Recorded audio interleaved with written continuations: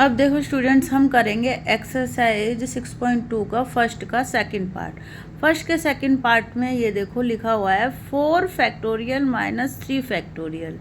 तो अब हम 4 फैक्टोरियल को क्या लिख सकते हैं? 4 फैक्टोरियल को हम लिखेंगे 4 multiply by 3 multiply by 2 multiply by 1 minus 3 factorial. 3 factorial को क्या लिखेंगे? 3 मल्टीप्लाई बाई 2 मल्टीप्लाई बाई 1।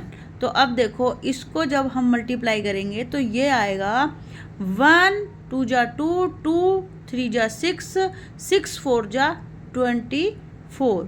और ये जो माइनस का सिंबल है वो एज इट इज आ गया। उसके बाद जब हम इसको मल्टीप्लाई करेंगे तो ये आ जाएगा 6।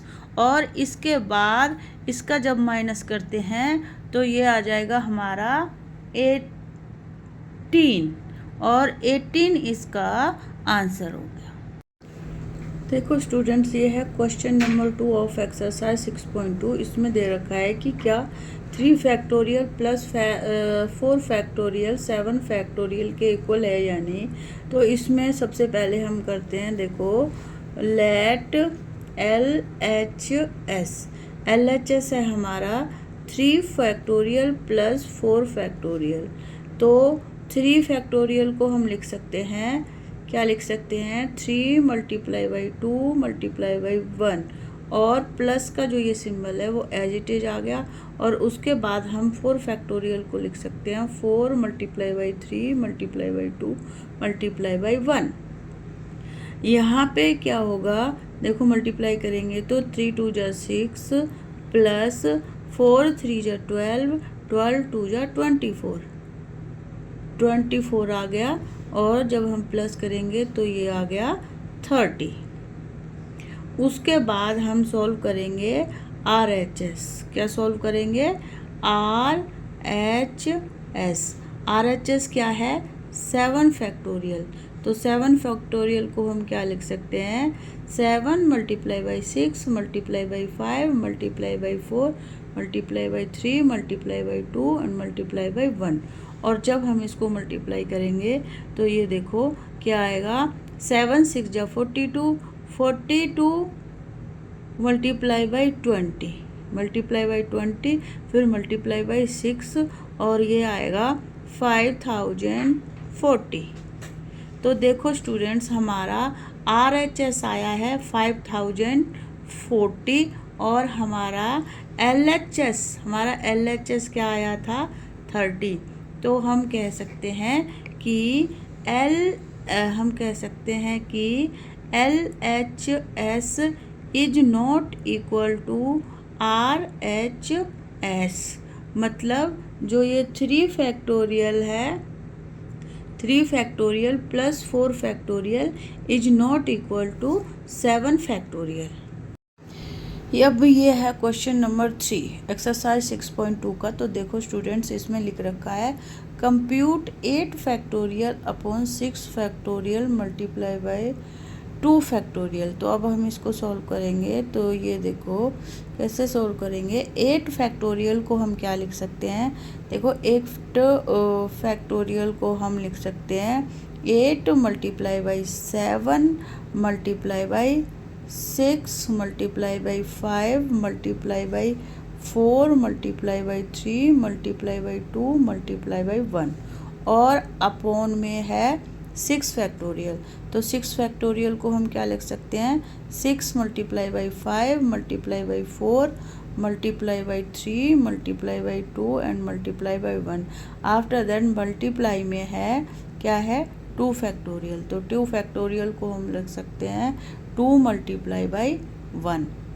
तो यहाँ देखो स्टूडेंट्स, 6 से 6 कैंसिल हो गया, 5 से 5 कैंसिल हो गया, 4 से 4, 3 से 3 और 2 से ये 2 कैंसिल हो गया। अब यहाँ एक जो ये 2 है इससे 2 1 जा 2 और 2 4 जा 8 कैंसिल हो गया। तो अब देखो ऊपर हमारा क्या बचता है? 4 मल्टीप्लाई बाई 7 4 मल्टीप्लाई बाई 7 और नीचे क्या बचता है? 1। तो 4 7 जा 28 बाई 1 इज इक्वल टू 28 हो गया इसका आंसर।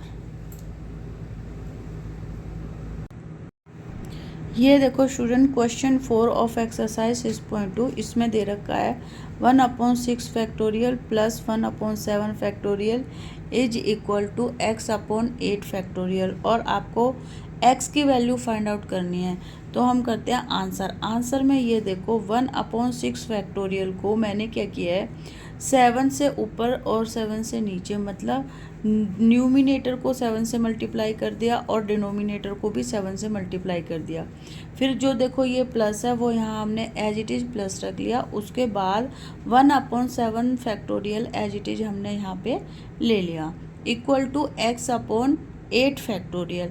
अब यहाँ देखो जो 1/6 फैक्टोरियल है मल्टीप्लाई बाई 7, तो हम उसको 7 फैक्टोरियल लिख लेंगे, और ऊपर वाला जो न्यूमिनेटर है वो 1 मल्टीप्लाई बाई 7, तो 7 आ गया, और नीचे वाला आ गया 7 फैक्टोरियल। ये जो प्लस है वो एज इट इज हमने रख लिया, और उसके बाद है 1/7 factorial is equal to x/8 factorial. यहाँ देखो स्टूडेंट्स, अब हम जब इसका एलसीएम लेंगे तो इसका एलसीएम आ जाएगा 7 फैक्टोरियल। जब इन दोनों का एलसीएम आ गया तो यहाँ पे आ जाएगा देखो 7 प्लस में 1 is equal to x/8 factorial, और ये ऊपर आ गया 8/7 factorial is equal to x/8 factorial. अब जब हम क्रॉस मल्टीप्लाई करेंगे तो ये देखो ये 8 के साथ चला जाएगा 8 फैक्टोरियल, तो यहाँ आ जाएगा 8 multiply by 8 factorial upon 7 factorial. 7 factorial is equal to x। ये हमारा ऐसे हो गया। इसके बाद क्या होगा कि हम 8 को एज इट इज़ लिख लेंगे, 8 को एज इट इज़ लिख लेंगे, और इसको हम लिख सकते हैं 8 मल्टीप्लाई बाई 7 फैक्टोरियल। इस वाले 8 फैक्टोरियल को हमने लिख लिया 8 मल्टीप्लाई बाई 7 फैक्टोरियल, क्योंकि जो नीचे हमारा 7 फैक्टोरियल है और इज इक्वल टू x। ये करने के बाद देखो 7 फैक्टोरियल से 7 फैक्टोरियल कैंसिल हो गया, 7 फैक्टोरियल से 7 फैक्टोरियल कैंसिल हो गया, और ये आ गया 8 मल्टीप्लाई बाई 8, तो 64 इज इक्वल टू x, और हम इसको लिख सकते हैं x is equal to 64। x is equal to 64 हमारा हो गया आंसर। इसमें देखो इन्होंने पूछा था x की वैल्यू, इन्होंने इसमें क्या किया था, x की वैल्यू फाइंड आउट करने के लिए बोला था, और दे रखा है कि 1/6 factorial plus 1/7 factorial is equal to x/8 factorial, और x की वैल्यू फाइंड आउट करो। तो हमारी x की वैल्यू आ गई है 64। x की वैल्यू क्या आ गई हमारी, x इज इक्वल टू 64 आ गई। यह क्वेश्चन नंबर 5 ऑफ एक्सरसाइज 6.2 का, इसमें लिखा हुआ है evaluate n factorial upon n minus r का फैक्टोरियल, और उसमें उसने दे रखा है कि n की वैल्यू 6 है और r की वैल्यू 2 है। तो ये देखो हम इसमें वैल्यू पुट करेंगे, ये क्या दे रखा है, n factorial upon n minus r का फैक्टोरियल दे रखा है। तो हम इसमें क्या करेंगे, n इज इक्वल टू 6 दे रखा है, तो n की जगह पे 6 फैक्टोरियल हो गया, और यहाँ पे हो गया 6 माइनस में 2 फैक्टोरियल, और उसके बाद क्या होगा कि 6 फैक्टोरियल को हम 6 फैक्टोरियल अपॉन ये हो जाएगा 4 फैक्टोरियल। तो 6 फैक्टोरियल को हम लिख सकते हैं 6 multiply by 5 multiply by 4 factorial upon 4 factorial. 4 factorial से 4 फैक्टोरियल कैंसिल हो गया, तो ये आ गया 30। हमारा आंसर आ गया है 30। यह है क्वेश्चन नंबर 5 का सेकंड पार्ट। इसमें दे रखा है कि n factorial upon n minus r factorial की वैल्यू फाइंड आउट करनी है जब n की वैल्यू 9 दे रखी है और r की वैल्यू 5 दे रखी है। तो देखो हम करेंगे इसका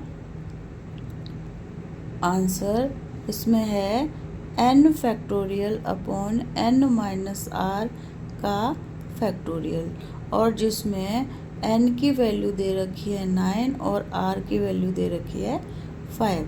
तो हम n की वैल्यू जो 9 दे रखी है और r की वैल्यू 5 दे रखी है, इसको हम इसमें एक्सप्रेशन में पुट करेंगे दोनों की वैल्यू को। तो ये क्या होगा, n की जगह पे जब हम 9 लिख देंगे तो ये हो जाएगा 9 फैक्टोरियल अपॉन ये हो जाएगा 9 माइनस में 5, क्योंकि r की वैल्यू क्या है 5, तो 9 माइनस 5 फैक्टोरियल, और उसके बाद हो जाएगा ये 9 फैक्टोरियल को हम एज इट इज़ लिखते हैं 9 फैक्टोरियल अपॉन 9 माइनस में 5, तो ये हो गया 4 फैक्टोरियल। 4 फैक्टोरियल हो गया, तो हम इसको 9 को देखो क्या लिखते हैं, जिससे हमारा नीचे वाला जो 4 फैक्टोरियल इजीली कैंसिल हो जाए। तो हम इसको लिख सकते हैं 9 into 7 into 9 into 8 into 7 into 6 into 5 और इंटू 4 फैक्टोरियल अपॉन जो नीचे वाला 4 फैक्टोरियल है हम उसको एज इट इज़ लिख देंगे। तो यहाँ देखो स्टूडेंट, जब हमने 9 फैक्टोरियल को 9 multiply by 8 multiply by 7 multiply by 6 multiply by 5 multiply by 4 factorial जब हमने लिखा, तो जो 4 फैक्टोरियल है वो इस 4 फैक्टोरियल से कैंसिल हो जाएगा, और हमारे पास बचेगा, क्या बचेगा, 9 multiply by 8 multiply by 7 multiply by 6 multiply by 5, ये हमारे पास बचेगा। और जब हम इसको मल्टीप्लाई कर लेंगे, और मल्टीप्लाई करके इसका आंसर आएगा कि 15,120, नहीं तो आप इसको मल्टीप्लाई करके देख भी सकते हैं। तो ये हमारी वैल्यू किसकी हो गई, n factorial upon n minus r का होल फैक्टोरियल जो है, जब हम n की वैल्यू 9 और r की वैल्यू 5 रखेंगे तो हमारा वैल्यू आता है 15,120। ओके स्टूडेंट्स, अगर आपको मेरी वीडियो पसंद आती है तो प्लीज़ मेरी वीडियोज़ को लाइक करें, शेयर करें और ज़्यादा से ज़्यादा सब्सक्राइब करें और ज़्यादा से ज़्यादा इस मेरी वीडियो को शेयर करें।